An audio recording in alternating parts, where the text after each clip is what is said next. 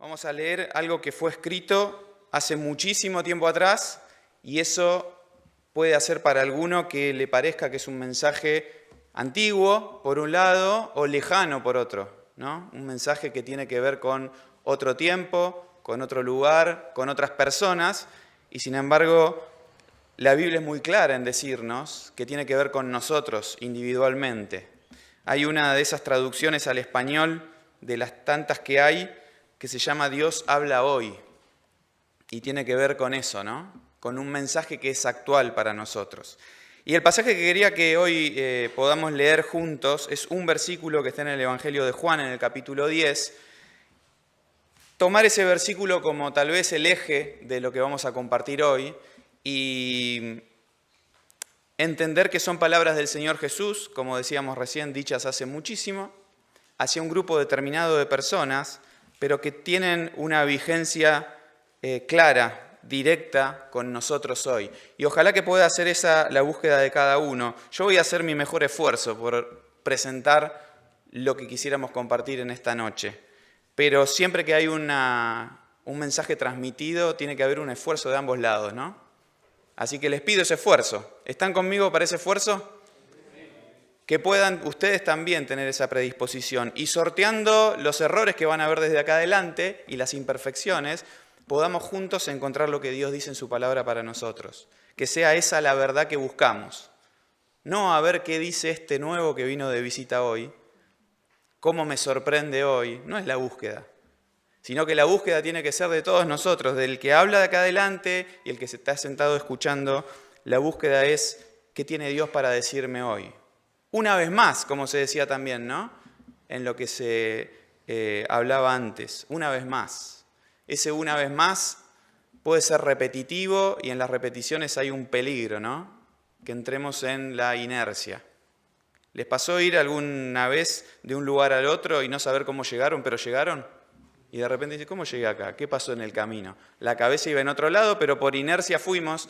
Así puede pasarnos con la Biblia también, así puede pasarnos también con la alabanza, así puede pasarnos también en un tiempo de oración, así nos puede pasar en nuestra vida de acercarnos a Dios, andar por inercia.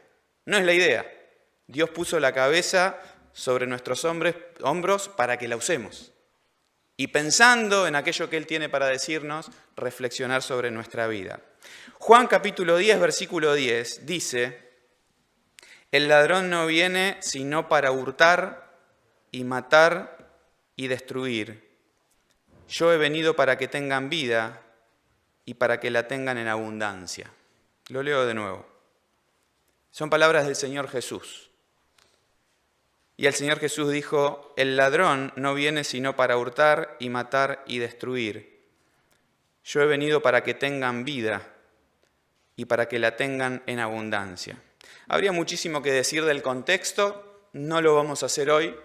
Habría muchísimo que decir de la primera parte de este versículo, cuando el Señor Jesús está hablando acerca del ladrón, a quién se está refiriendo, qué es esto de hurtar, matar y destruir. No va a ser parte de este mensaje. Quería enfocarme en el tiempo que tenemos en la última parte, después del punto y coma. El Señor Jesús dice: yo he venido para que tengan vida y para que la tengan en abundancia. Creo que vamos a coincidir en que no existe nada más opuesto que la vida y la muerte. Hay muchos opuestos, ¿no? Hay muchos contrastes. Y de hecho, particularmente Juan se ocupa, tanto en el Evangelio como en sus cartas, de hablar mucho de estos contrastes, tratando de echar mano seguramente de un recurso que llame la atención del oyente o del lector para darse cuenta de los opuestos. Bueno, este es uno de esos, pero creo que entre los distintos contrastes que puede existir, no sé, luz y tiniebla, verdad y mentira, creo que este de vida y muerte es uno de los más fuertes, de los más elocuentes. Vemos la muerte como algo definitivo muchas veces, ¿no? Vemos la muerte como algo que no tiene vuelta atrás, como un punto de hasta acá y a otra cosa. Vida y muerte parecen un contraste muy evidente, muy elocuente. Y el Señor Jesús dice, en estas palabras que acabamos de leer, Yo he venido para que tengan vida. Cuando pensamos un minuto en esa expresión, nos damos cuenta que si Él está proponiendo o ofreciendo tener vida, es porque el que necesita esa vida, necesariamente en este juego de contrastes que estamos hablando, ¿cómo está? No hay otra opción. No tiene sentido ofrecerle vida al que está vivo. Tiene sentido, y el mensaje del Señor Jesús claramente tiene sentido ofrecerle vida al que está muerto. Y empezamos de esta manera con el mensaje de esta noche, porque creo que es el mensaje que tiene que despertar todas las alertas. Hoy se invitó desde acá a que si hay alguien nuevo en medio nuestro, o personas que son relativamente nuevas, invitados, conocidos, familiares, amigos que se acercan hoy, que puedan prestar atención al mensaje del Evangelio. Empezamos por este lado, empezamos presentando el mensaje del Evangelio, que Evangelio significa buenas noticias, y sin embargo esas buenas noticias empiezan con una mala noticia. La mala noticia del Evangelio, o así como entendemos el Evangelio que nos presenta la Biblia, es que la persona sin Dios está muerta espiritualmente. Es una condición tremenda, muerte, definitiva, muerte. Muerte espiritual, separación con Dios o de Dios en esta vida y peor aún en la eternidad. La condición que nos muestra el pecado de cómo estamos respecto de Dios es muertos sin Él. Pero ¿por qué el Evangelio se llama Evangelio? ¿Por qué las buenas noticias son buenas noticias y empiezan con esta pálida, tan oscura? Bueno, porque Jesús dijo, yo he venido para que tengan vida. Así que aquellos que están muertos por sus pecados y se dan cuenta que están muertos por sus pecados, ahora tienen la oportunidad, la posibilidad, la chance de cambiar de muerte a vida. Y recién decíamos, no existe nada más opuesto, ¿no? Es que ese es el tipo de contraste que nos ofrece el mensaje del Evangelio. Personas que están muertas sin Dios, teniendo a Dios ahora en sus vidas, pueden tener vida. Ahora, este mensaje del Evangelio que es tan fácil de entender, tiene un montón de aditivos, un montón de condimentos que lo hacen mucho más rico. Y ayúdenme a pensar en esto por un segundo. La expresión que nosotros leímos nos hace ver ese contraste de estar muertos, estar vivos, pero el Señor Jesús no se queda solamente diciendo que va a dar vida, sino que le agrega un adjetivo, le agrega un calificativo a esa vida que viene a ofrecer y nos tiene que despertar nuestro interés, nuestra atención para pensar por qué dice esto el Señor Jesús. El Señor Jesús no dice solamente vengo a dar vida, sino que dice para que tengan vida y para que la tengan en abundancia. Y a mí me despierta un montón de preguntas. ¿Por qué nos habla de vida abundante? Recién decíamos que el contraste es entre vivo y muerto, ¿no? Pero ahora pareciera que hay una cualidad todavía mejor en esa vida que Él ofrece, que no se limita a ser vida, pasando de muerto a vivo, sino que te ofrece, nos invita a pensar que la vida que Él ofrece es abundante. Y yo en algunos puntos, 7 puntos recogí de distintos lugares de la Biblia para tratar de entender por qué nos habla de una vida abundante. ¿Qué es esto de abundante? ¿No alcanzaría con que Él diga que es vida la que recibimos, estando muertos? Parece que no. Parece que Él se ocupa de que esa vida sea abundante. Yo quiero que recorramos rápidamente, en unos pocos minutos, para que después nos deje un ratito de tiempo para la conclusión en una historia bíblica. ¿A qué puede ser que el Señor Jesús esté apuntando cuando nos dice que la vida que Él ofrece es abundante? Y desde este momento del mensaje en adelante, yo te invito a que te pongas a pensar en tu caso en particular. No pienses en el de al lado ni en otro, sino que en tu caso en particular, si efectivamente lo que hay en tu vida es vida abundante, si estás viviendo una vida en abundancia.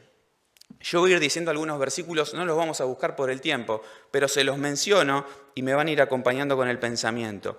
En Efesios capítulo 2, Pablo dice que Él nos dio vida, Dios nos dio vida cuando nosotros estábamos muertos en nuestros delitos y pecados. Y creo que este es el primer, recién lo decíamos, ¿no? No es una condición de muerte física, sino que es una condición de muerte espiritual. Y creo que es el primer rasgo de esta vida abundante que Él da, el entender que es una vida que tiene que ver con la parte espiritual.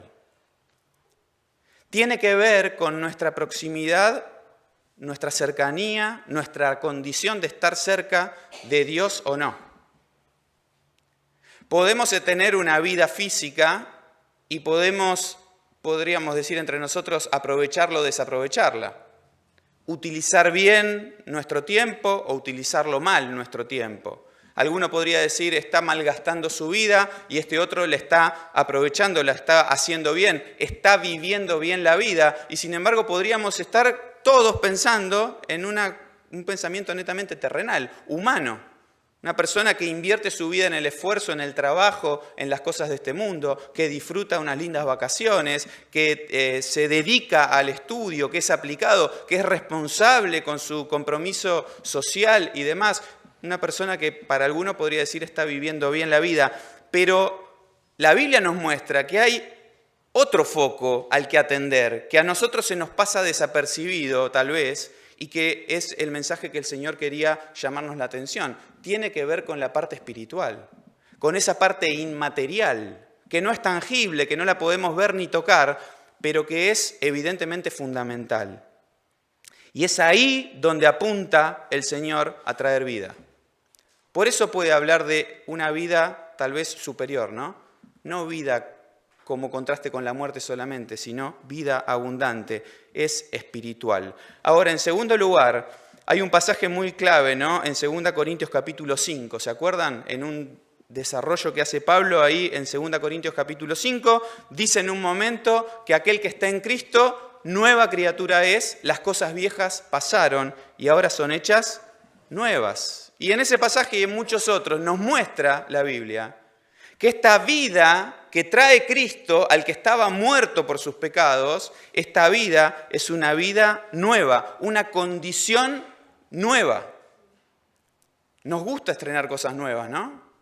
No es lo mismo el celular que ya está baqueteado por el paso del tiempo que cuando transferimos los datos del celular viejo al nuevo y empezó todo nuevo. Pantalla nueva, bordecitos nuevos, nos gusta. Cuaderno nuevo, ya casi no se usa, ¿no? Pero en la escuela lo siguen usando. No es lo mismo el cuaderno que se está terminando, todo maltrecho, que cuando empezamos cuaderno nuevo. Esa es la vida que trae Cristo a una persona. No viene a ponerle parches, como cuando pinchaste la rueda del auto y la sacan y le ponen un remiendo para que tire un poco más. Él lo transforma por un neumático nuevo, en la analogía esta burda que estamos usando. Dios da una vida nueva. La vida que trae Cristo es nueva. Y por eso podemos decir que es abundante. Tal vez esto de una vida nueva es un rasgo de esta vida abundante. Ahora pienso un poco más y el Señor Jesús en Juan capítulo 17 dijo que la vida eterna era que pudiéramos o que las personas pudieran conocer a Dios. Por eso pienso que la vida esta es abundante, la vida que trae Cristo a una persona es abundante porque es diferente en su concepción. No sé en qué se basa para vos o qué criterio tenés para una vida buena o mala, abundante o escasa. No sé cuál es tu parámetro de medición para decir que una vida es abundante o no, pero esto pareciera que es uno de esos rasgos. Para el Señor es importante nuestra relación con Dios. Es importante nuestro conocimiento de Él. Mientras más cerca estemos de Él, más lo vamos a conocer y ese conocimiento de Dios es lo que trae vida a nuestras vidas. Es abundante porque es distinta en su concepción. Qué triste que sería que nos movamos con el código o con los parámetros que se mueve este mundo, pensando que lo que este mundo llama éxito es realmente el éxito. Eso es solamente frustración para cualquier persona. El mensaje que ofrece este mundo de cuál es su parámetro de éxito nos trae frustración porque nunca lo alcanzamos. Pero la vida que trae Cristo a través del conocimiento del Padre es vida abundante. En cuarto lugar, pienso en aquel pasaje de 1 Corintios capítulo 2, luego en Efesios capítulo 3. Dice ahí en 1 Corintios que hay cosas que ojo no vio ni oído oyó. Y muchas veces asociamos ese pasaje a el cielo. Las cosas que nadie vio, nadie accedió y por lo tanto son las que Él preparó para nosotros. Creo que no es tan mala esa interpretación, pero cuando uno lee el contexto, pareciera que se refiere a cosas que todavía acá podemos disfrutar. Las cosas que Dios preparó para los suyos, para los que reciben esta vida, son cosas que pueden sorprender a cualquiera, que son distintas a las de cualquier otro, y Él las puede traer a la vida de una persona a tal punto que estaba muerta, ahora recibe esta vida abundante. Cosas nuevas. El pasaje de Efesios que les mencionaba dice que Él puede hacer las cosas mucho más abundantemente de lo que pedimos o entendemos. La abundancia de Dios excede lo que nosotros podemos imaginarnos. Cuando nosotros le pedimos a Dios, estando muertos en nuestros pecados, Señor, dame vida, porque si no me voy al infierno, necesito la vida que viene de tu mano, Él trae una vida que no se limita, no se acota a lo que nosotros pedimos, sino que abunda mucho más allá. Por eso creo también que esta vida es abundante. Gálatas capítulo 5 es un pasaje que está repleto de las cosas que son producto de la carne, nuestra conducta sin Él, pero nos muestra que ahora que Él viene a nuestra vida, trae una vida, trae al Espíritu Santo a nosotros, que puede dar, dice ahí el pasaje de capítulo 5, versículo 22, puede dar un fruto, el fruto del Espíritu. Es decir, aquellas personas que reciben esta vida que Cristo les trae, tienen ahora la posibilidad de dar fruto como resultado. Fruto como resultado de un proceso. Este fruto solo lo pueden dar aquellos que tienen a Dios en su vida y que recibieron esta vida de parte de Él. Por eso creo que es abundante. Cuando pienso en fruto, pienso en la gente cosechando y en las manos llenas. Qué triste sería ir a una planta a cosechar y encontrar que no hay fruto. ¿Cómo vuelvo a mi casa? ¿Qué tengo en mis manos? Nada, manos vacías. Y seguramente vos y yo conocemos personas que miran sus manos hoy y las encuentran vacías. No tienen nada que los satisfaga. Mayores, menores, puede ser algún adolescente incluso, que miran sus vidas y se sienten vacíos. Eso es porque no están experimentando en su vida la vida abundante que Cristo puede traer. Él llena nuestras manos con un fruto que solamente es producto de esta vida que Él trae.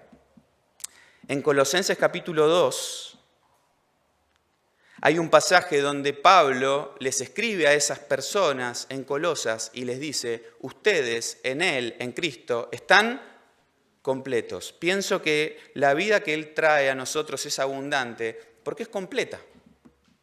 No se necesita más. No busques más. Cuando conocemos a Cristo y Él trae esa vida a nosotros, no necesitamos nada más. El Señor Jesús se encontró con una mujer en un momento, ¿se acuerdan Juan capítulo 4? Y empezó a conversar con ella, le pide agua, la mujer le dice, empiezan a hablar de esa agua, y el Señor Jesús le dice, el que beba del agua que yo le doy, no tiene sed jamás. Y esta mujer, bastante avispada era, le dijo, Señor, dame esa agua. ¿Por qué? No quiero tener más sed. El Señor estaba hablando claramente de la necesidad espiritual de esta persona. Y le dice, yo te puedo dar algo tan abundante, que nunca más tengas necesidad. Es completa. Y por último, un solo pasaje menciono, el de 1 Juan capítulo 5, hay tantos más, ¿no? Que hablan de que esta vida es abundante porque es eterna. Un concepto que a nuestra cabeza nos excede, ¿no? Entender que algo es eterno. Nosotros estamos acostumbrados a las cosas que comienzan y que terminan. Todo tiene un límite. Incluso cuando hablábamos recién de la vida, de la muerte, pensábamos en un límite. Pero la vida que Él nos ofrece no se limita a algo abundante en este tiempo, en esta temporada, mientras estemos en este mundo, sino que trasciende el tiempo y entra en la eternidad. ¿Hasta cuándo? Hasta siempre. ¿Cuál es el límite? No hay. ¿Cuándo se agota? Nunca. Creo que con todos estos elementos podemos empezar a entender qué tipo de vida es la que el Señor Jesús ofrece. ¿Qué tipo de vida es la que Él quiere traer a aquella persona que estando en su pecado está muerto? Está separado de Dios. Está viviendo en una condición mala y está esperando una condición peor. El Señor Jesús vino a advertir, a avisar, lo que viene no es bueno para el que está lejos de Dios. Estando muertos, pasamos a la eternidad también muertos. Estando lejos de Dios acá en la tierra, pasamos a la eternidad lejos de Dios allá en la eternidad, en la condenación, en el infierno mismo. Y Él vino a traer lo contrario. Por eso decimos que el mensaje del Evangelio es un mensaje de amor. Es un mensaje de misericordia. Porque Dios ya tenía vida abundante en los cielos sin nosotros. Y quiso venir a morir Él para entregar, para poder dar vida abundante a los demás. Y vos y yo podemos hoy tener vida abundante porque Él la ofrece a todo aquel que cree. Ahora, podría haber hoy acá personas que no han recibido todavía esta vida abundante en su realidad, en su vida actual. Podemos tal vez estar compartiendo con personas así. ¿Cuál es la invitación del Evangelio? La invitación del Evangelio es que creyendo en Cristo como Salvador personal, recibas esta vida abundante que Él te puede dar. Pero yo quiero terminar, y les decía, tomarnos estos últimos minutitos que tenemos para pensar en todos los que estamos acá por un minuto y para entender si realmente todos, incluidos aquellos que hemos recibido esta vida que Él nos quería dar, estamos realmente viviendo en nuestra actualidad en escasez o en abundancia. Por eso te decía que te preguntes en un momento del mensaje si en tu vida podés decir que estás en una condición de abundancia o en una condición de escasez. Y yo creo que hay una historia que nos ayuda en esto, para entender qué significa esto.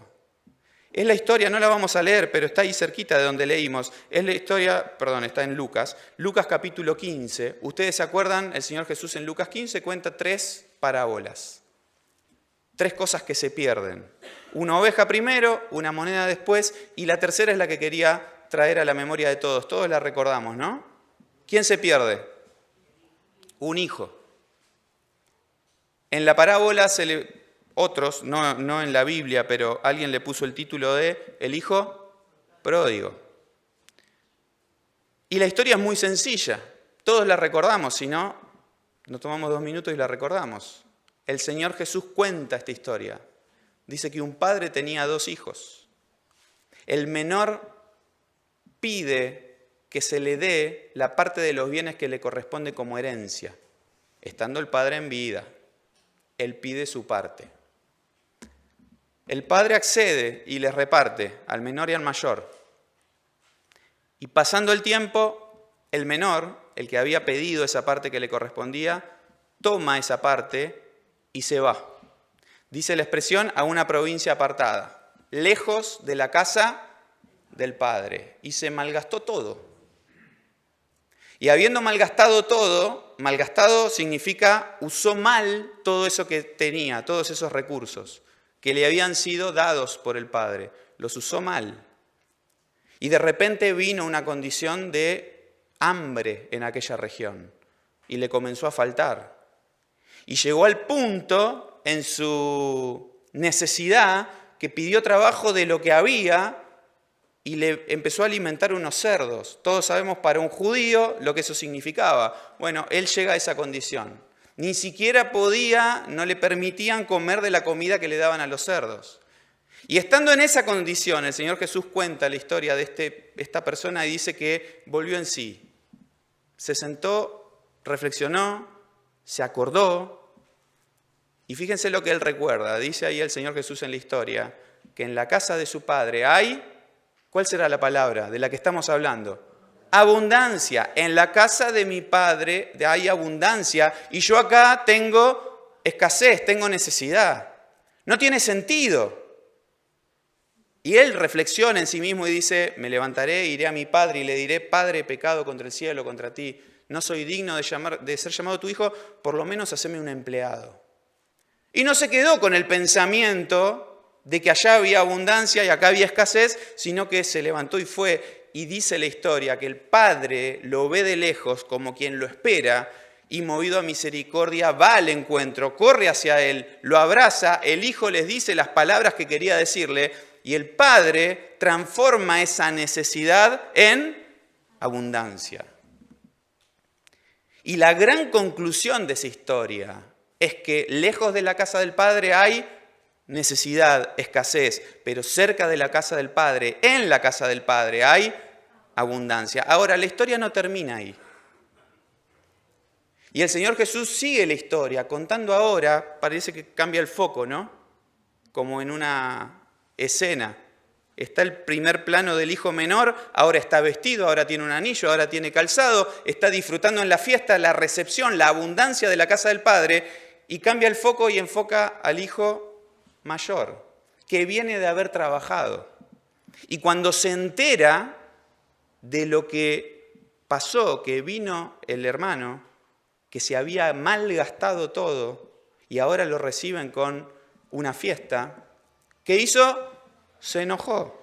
Y sale el padre de la fiesta para hablar con él, para hacerlo entrar en razón y explicarle, mi hijo muerto era y lo recibo vivo, hay que hacer una fiesta. Pero en el hermano mayor escuchamos en sus labios un reclamo hacia el padre. Y le dice, no me diste ni un cabrito para que yo festejara con mis amigos. Sigan pensando en lo que estamos hablando. Porque este hermano mayor estaba en la casa del padre y sin embargo, ¿había abundancia en su vida? No. Y el padre le dice, todo lo mío es tuyo. Y sin embargo, el hermano mayor mira sus manos y se siente con una vida de escasez, no de abundancia. Vivía en la casa del padre, tenía los recursos del padre a su disposición y sin embargo, seguía viviendo en escasez. Así que esa conclusión que sacamos recién de que lejos de la casa del padre hay necesidad, pero en la casa del padre hay abundancia, podría ser incluso viviendo en la casa del padre que vivas necesidad. ¿Y por qué se da esto? Porque el problema está en el corazón. No es una cuestión de estar o no estar, sino que es una cuestión de corazón y comunión. Una cuestión de relación con el Padre. Él había puesto en su cabeza toda una estructura mental que le hacía pensar que aquellos recursos que estaban ahí no eran para él. Le hacía pensar que tenía que sacrificarse para ganarse la aprobación del Padre, tal vez. Le hacía pensar que estaba todo ahí a disposición, pero no era para él. De hecho, pareciera que en su cabeza la imagen del Padre no es un Padre bueno, sino un Padre avaro, un Padre malo, que no le comparte para que él disfrute. El problema estaba en el corazón. Y este mensaje de la abundancia y la escasez, de pensar que Cristo nos dice, vengo para que tengan vida y vida en abundancia, nos tiene que llamar la atención a todos. Nos tiene que llamar la atención si no tenemos a Dios en nuestra vida, en que Él nos quiere dar una vida con estas características. Es negocio por donde lo mires. Lo que Dios te ofrece, la realidad que Él te ofrece, la vida que Él te ofrece, es lo mejor que te puede pasar, porque es abundante, va más allá de cualquier pensamiento. Y te lo ofrece, nos lo ofrece gratis, porque Él pagó el precio de esa vida abundante. Él puede dar vida porque Él murió. Él puede dar vida porque Él se sacrificó. Y te ofrece y me ofrece vida eterna, vida abundante en Él. Ahora, si sos un hijo de Dios, la conclusión también es para vos y para mí. Que estando en la casa del Padre podamos vivir una vida abundante. No una vida de miseria, una vida de escasez, una vida de necesidad, sirviendo, trabajando, afanados, preocupados, ocupados en las cosas del Padre y sin embargo con las manos vacías. ¿Ese es el objetivo? ¿Ese es el propósito? ¿Ese es el pensamiento de Dios? No. Es echar a perder la gran obra de Dios en nuestra vida. Vivir de esa manera, pensar de esa manera, es no haber entendido la vida abundante que Él traía. Ojalá que hoy, primero, todos podamos estar en la casa del Padre. Si tu vida está lejos, hoy es el momento de, así como hizo ese hijo menor, volver. Pero si en tu vida te das cuenta que sos un poco como el hijo mayor, entra a la fiesta. Entra a disfrutar todo lo bueno que hay en la casa del Padre.